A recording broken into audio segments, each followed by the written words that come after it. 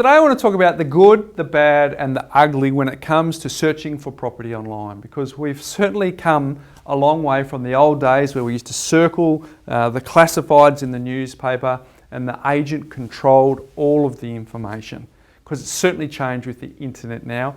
And the fact that people are so time poor and they're looking to be borderless property buyers or property investors, it's important that we actually do look online to give ourselves some research and some insights into the property. So first of all, the good.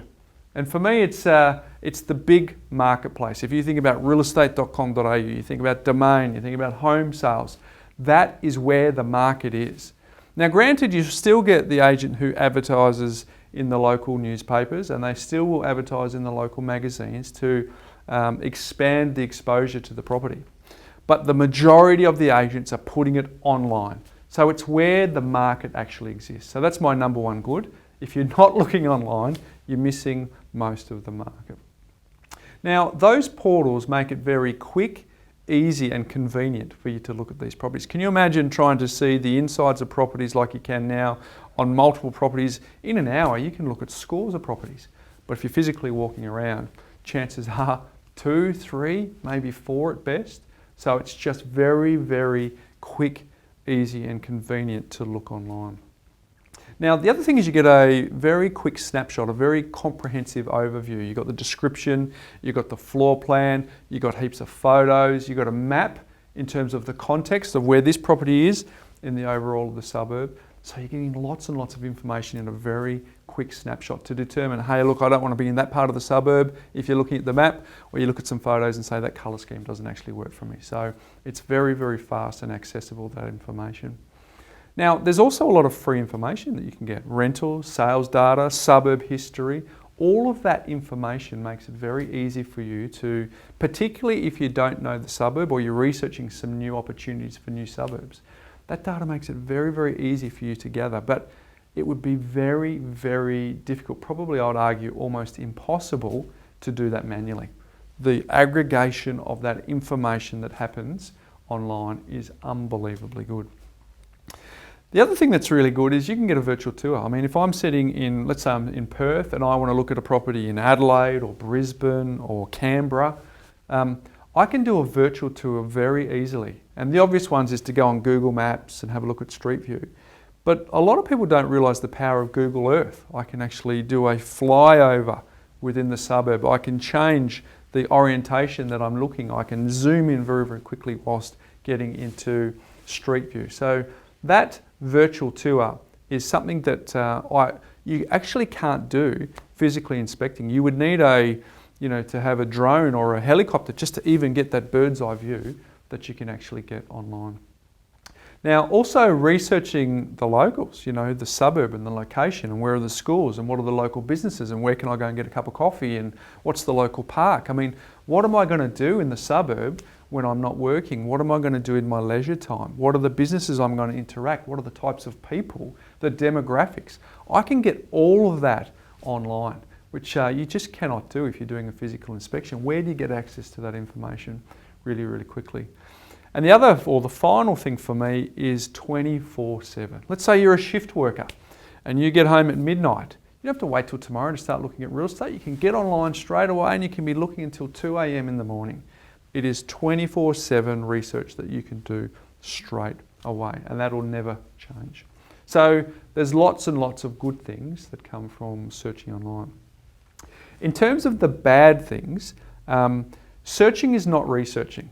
And if you think of an analogy, I always think, if I'm looking at a show and there's a farmer sitting next to me and we're looking at all their prize cows, all I see is animals with 4 legs that are either brown or black and white. That's the variation for me, but that farmer can look at that cow and see so many intricacies that I would never even dream of. And so that's the same when it comes to looking at real estate. I mean, I could be looking at a property and see different things from someone who's a beginner, who's looking at the same information and yet they're seeing totally different things. So searching is not researching. So just because it's convenient and you can do it doesn't necessarily mean that's all you need to do.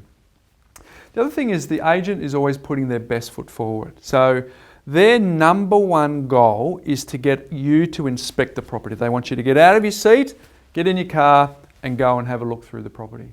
So they're only putting the best photos up. They're only putting the positive reinforcing aspects of the property in the description. Because I mean, you've never seen a feature photo of the big gaping crack that's in the wall that leads all the way to the roof. It just doesn't happen. They don't put the negative photos into the description and into the advertisement. So it's important to understand that they are putting their best foot forward, and there's more information that needs to transpire, and you just can't get that online. Things aren't always as they seem. So think about the photo that's been digitally altered, you know, or think about the photo that's been taken from a wide angle lens that represents the room to be much larger than it ordinarily is. It's just a lot smaller and they've made it look bigger. Again, their goal is to get you to have an inspection and to put that positivity in, but it's only as strong as that weakest link that the agent gives you. So if they are altering those images, it's important to understand that, and that can only be rectified through the physical inspection. I mentioned before it's only as strong as the weakest link. If the agent was to accidentally put it in as 2 bathrooms and it's only 1, or they forgot to put a car space in when it actually does have something, it means that you will have that property represented in a way that's not reflective of what actually exists for that property. So the information that you get online is only as strong as the weakest link. And finally, as good as Google is, and as good as it is that I can see anywhere around the world, it's only as good as Google's catching up with the photo. So think about a new subdivision or a new area that doesn't yet have any information that you can see online. Nothing will replace the physical inspection in that particular circumstance. So if there's any missing properties, you won't be able to see them. Now, in terms of the ugly, for me, that's kind of what's missing. And the first thing is really around the feeling. What you cannot replace through that physical inspection is the feeling of the house, the feeling of the suburb, the feeling of the layout. That's just something that you have to physically inspect the property to be able to get that. Secondly, you have to, you really want that interaction with the suburb, the surroundings, the agent. You just don't get that online, so it's important that you do the physical inspection for that.